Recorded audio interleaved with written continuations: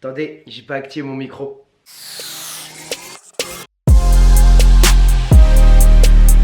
Et salut l'équipe, c'est Samy pour Après Sports du. J'espère que vous avez la pêche. Aujourd'hui, c'est les playoffs de NFL et c'est le moment pour moi de faire mes prédictions. On est samedi, le premier match commence aujourd'hui et c'est un peu mon moment de faire ma prédiction. Alors, je tiens à vous rappeler ma prédiction de début de saison. J'ai vraiment voulu vous mettre au Super Bowl les Steelers, mais on finit avec un Super Bowl entre les Saints et les Patriots.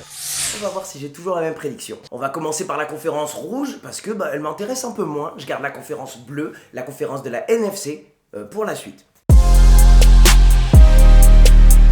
Le premier match, les Colts rencontrent les Texans. Et si je me rappelle bien, les Colts ont gagné le dernier match contre les Texans. Les Colts sont extrêmement chauds. Les Texans ont une bonne défense qui joue un peu mieux dernièrement, mais qui, pour moi, ne suffit pas par rapport au nom qu'ils ont dans cette défense. Les Colts protègent extrêmement bien Andrew Luck et la défense des Colts, même s'ils n'ont pas des gros noms, font extrêmement bien le taf. Je pense que les Colts gagnent ce match et vont au divisional. Je vais pas faire beaucoup d'analyse statistique dans cette vidéo, je vous préviens. On passe maintenant au match des Chargers contre les Ravens. Le match le plus dur à prédire pour moi pour ce tour des wildcards.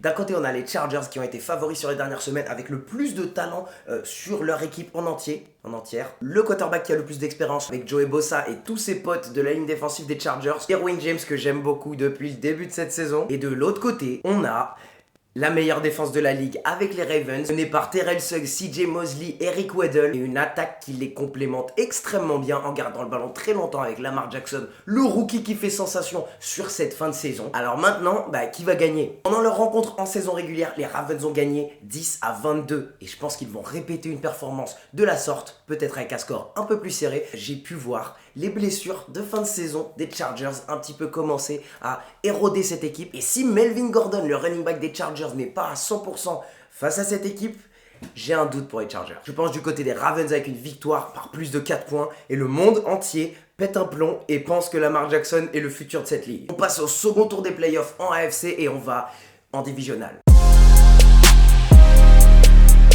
Les Chiefs vont recevoir les Colts à la maison avec Patrick Mahomes, le MVP de cette saison, et une attaque qui n'a pas perdu de rythme depuis que Kareem Hunt a quitté l'équipe. Les Chiefs sont extrêmement durs à jouer à la maison et je pense que les Colts ont la formule pour battre les Chiefs. Il faut simplement avoir une équipe qui peut scorer autant que les Chiefs scorent pour pouvoir avoir l'occasion de marquer les derniers points au quatrième quart-temps. Ça, c'est exactement ce que peuvent faire les Colts et surtout Andrew Luck. Avec les Chiefs qui n'ont absolument pas un bon passé en playoff, j'aime beaucoup Andy Reid, c'était un ancien coach des Eagles, mais je vais douter de lui dans cette situation, avec de la pression. Peut-être qu'il va encore avoir du mal à manager son temps au quatrième quart-temps. Dans ce duel de très bons coachs et de très bons quarterbacks, je vais aller du côté de Frank Reich et Andrew Luck, qui ont un peu plus les pieds sur terre que Patrick Mahomes et Andy Reid. Selon moi, ça va être le match avec le plus de scores de tous ces playoffs si jamais les Colts passent les Texans. Parce que les Colts s'en sortent avec une différence de score de à peu près 3 à 7 points. De l'autre côté en divisional, les Ravens visitent les Patriots. Donner Bill Belichick, Tom Brady avec une semaine pour se préparer face à Lamar Jackson, le QB rookie. Je pense que c'est à ce moment-là que Lamar Jackson redescend sur terre. Je pense que Tom Brady inscrit 25, peut-être 30 points, mais peut-être pas plus que 30 parce que la défense des Ravens est géniale. Et Bill Belichick met le plan défensif parfait pour stopper Lamar Jackson. Il l'oblige à lancer le ballon une quarantaine de fois et c'est là on va voir si Lamar Jackson vaut vraiment tout la hype qu'il a sur les épaules. Avec les Patriots à la maison, mais la défense des Ravens qui est vraiment excellente, je mets une victoire aux Patriots, mais de très peu de points. Et on se retrouve encore une fois chez les Patriots pour le AFC Championship contre les Colts. Et c'est là où les médias vont reparler de Deflategate pendant des semaines et des semaines. Et là, j'ai vraiment envie de dire que l'équipe des Colts, c'est la meilleure équipe. Andrew Luck, il a ce qu'il faut dans le cœur pour aller chez les Patriots et les battre. Je vais toujours pas choisir quelqu'un au-dessus des Patriots. Les Patriots à la maison et en général en AFC Championship, c'est à ce moment-là où ils sortent tout leur trick play. C'est là où ils vont sortir des lancers de receveurs, c'est là où ils vont sortir des flip-flickers, c'est là où ils vont sortir tout leur cahier de jeu. Et c'est encore une fois les Patriots qui vont représenter l'AFC au Super Bowl. On va de l'autre côté de la ligue, on se dirige vers la NFC où il y a un paquet d'équipes qui sont bien fortes. On commence par mon équipe qui vont rencontrer les Bears. Les Eagles de Philadelphie vont chez les Bears de Chicago avec Matt Nagy, Mitchell Trubisky et la défense absolument énorme des Bears, Nick Foles arrive et essaye encore une fois de sauver les Eagles. J'ai vraiment envie de parier sur les Eagles. J'ai vraiment envie d'y croire. J'ai vraiment envie de croire que ces dernières semaines ont été suffisantes pour donner aux Eagles cet espoir et les faire jouer à fond contre cette équipe.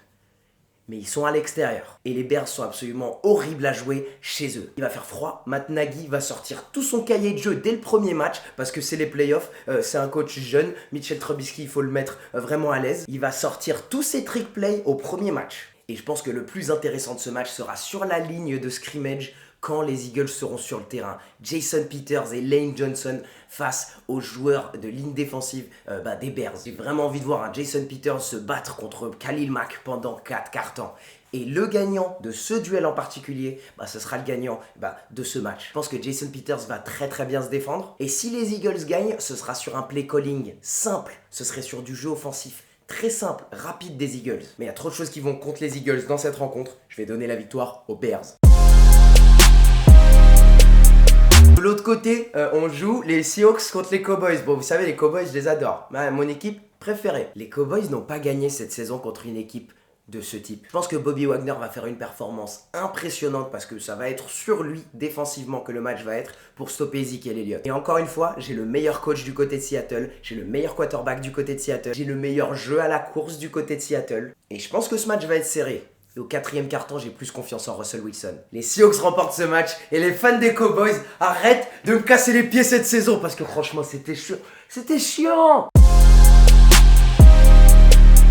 Pour le tour des divisionales, les Seahawks continuent leur chemin et rencontrent les Saints à la maison. Les Saints sont une équipe bien trop complète. En NFC, à part les Cowboys, je pense que c'est les Seahawks qui ont l'équipe, qui ont le personnel en défense pour arrêter les Saints. Pour arrêter les Saints, il te faut du talent et de la vitesse au poste de linebacker. Parce qu'ils vont te faire cracher tes poumons avec Alvin Kamara et Mark Ingram qui sont toujours à fond pendant le match parce qu'ils alternent l'un l'autre. Je pense simplement que cette défense des Seahawks est bonne, mais pas assez bonne pour contenir les Saints à la maison. Et la seule chance pour les Seahawks de gagner, c'est encore leur meilleure façon de jouer. C'est beaucoup de courses et de garder le ballon super longtemps. Mais je vais quand même donner la victoire à l'équipe qui joue à domicile. Les Saints l'emportent et vont à NFC Championship.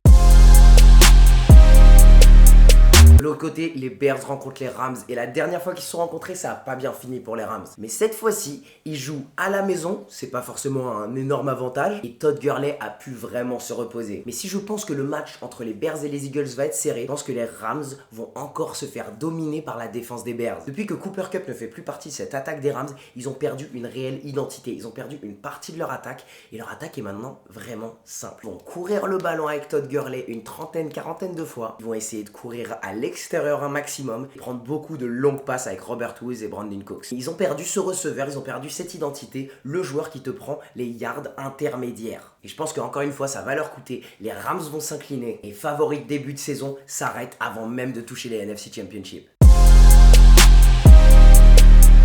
On arrive au NFC Championship et les Bears rencontrent la Nouvelle-Orléans à la maison. Et dans ce cas-là, la ligne défensive des Bears va devoir gagner ce match à eux-mêmes. Parce que la ligne défensive des Bears est excellente et l'arrière est excellent.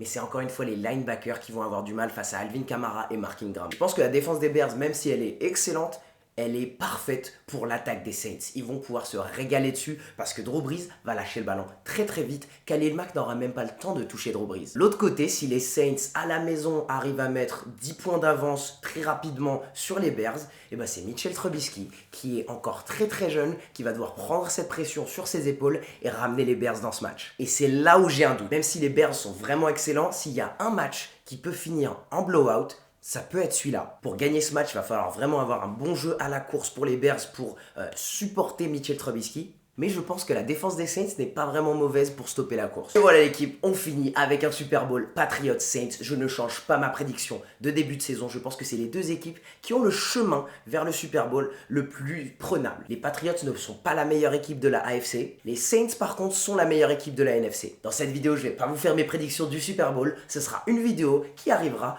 quand le Super Bowl arrivera. On est samedi, j'espère que vous avez kiffé cette vidéo, j'espère que vous avez profité des matchs. Je vous souhaite le meilleur et je vais pas vous dire pensez basket parce que c'est Eddie qui dit pensez basket. Je vous souhaite surtout une victoire en playoff si votre équipe joue, sauf si vous êtes les Cowboys. Et pour tout le reste, on se retrouve mercredi 18h pour plus de NFL, plus de NBA et ce sera tout pour moi. Allez, ciao!